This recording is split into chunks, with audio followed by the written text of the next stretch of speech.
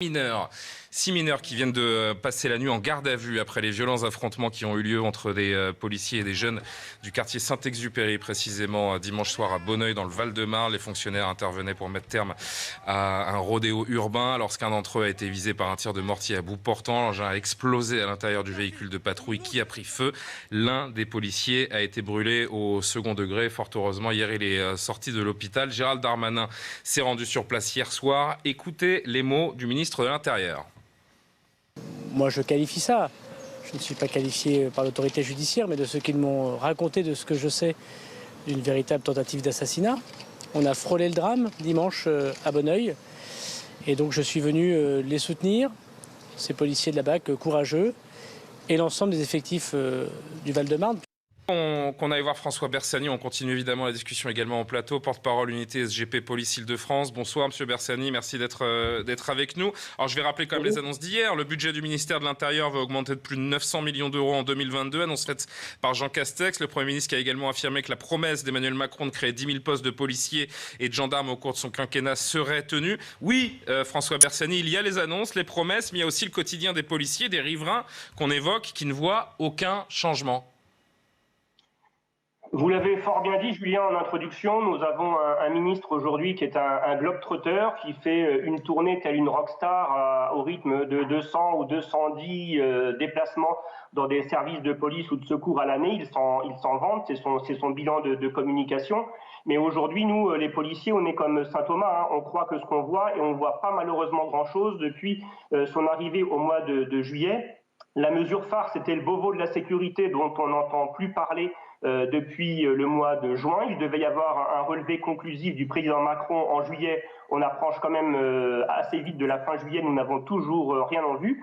Et aujourd'hui, comme l'a dit Karine Zeribi, c'est un problème de volonté, un problème de volonté de l'État de réinstaurer la sécurité, la fameuse sécurité du quotidien dont on nous a fait des tonnes. Aujourd'hui, la sécurité au quotidien dans ces quartiers, elle n'y est pas. Elle n'y est pas pour les forces de police qui continuent à y rentrer, la preuve puisqu'ils sont agressés quand ils y entrent, et elle n'y est pas non plus pour la population de ces quartiers, parce qu'il ne faut jamais oublier que les populations de ces quartiers, très souvent, vivent sous l'emprise et également gênés dans leur vie au quotidien par les trafics, par les rodéos, par les tirs de mortier. Donc c'est pas seulement la police qui se plaint d'être attaquée, mais c'est le service public de la sécurité qui n'est toujours pas amélioré dans ces zones de sécurité prioritaires, comme d'ailleurs maintenant ça se déplace en milieu urbain ou en milieu provincial qui était auparavant un peu plus protégé. Peut-être un mot, si on peut, François Bersani, sur l'enquête autour de ce policier donc, qui a été brûlé au second degré. On rappelle que 6 mineurs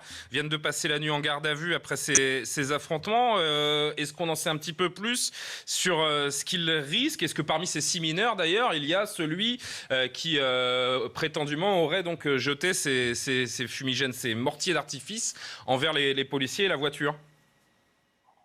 Alors Julien, je n'ai pas d'informations à cette heure sur le déroulé de l'enquête et sur les auditions, en tout cas, qui ont été faites des mineurs. Moi, je voudrais quand même rappeler que, outre notre collègue qui a été sérieusement blessé au 2e degré, donc brûlé au 2e degré sur le dos, puisque le mortier s'est glissé entre le dos du conducteur et son dossier son siège de voiture.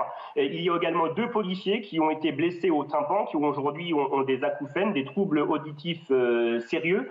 Et donc, je voudrais bien sûr, comme vous l'avez fait d'ailleurs, vos invités l'ont fait, apporter tout mon soutien à ces 3 collègues et à leurs collègues du commissariat de Créteil qui aujourd'hui sont très en colère et très impactés par cette nouvelle attaque envers des forces de l'ordre. Vous restez avec nous, François Bersani. C'est vrai qu'il y a une volonté grandissante de certains jeunes de jouer des coudes avec la police, de défier l'autorité. Pour preuve, l'augmentation des violences contre les forces de l'ordre. Juste un passage par François Bersani, parce que je voudrais qu'il réagisse également à ce qui se dit. Vous êtes d'accord? Besoin d'un régalien fort, d'une structure d'autorité, sous peine de délitement, j'ai envie de dire?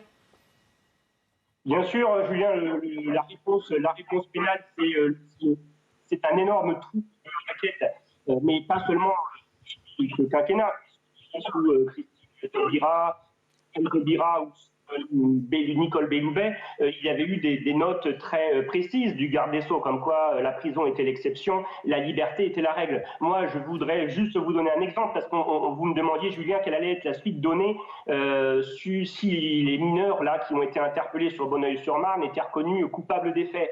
La semaine dernière, je soutenais des policiers blessés de Mantes-la-Jolie au tribunal judiciaire de Versailles qui avaient été agressés, blessés lourdement par un individu lors d'une expulsion, un ressortissant congolais qui ne voulait pas se laisser expulser.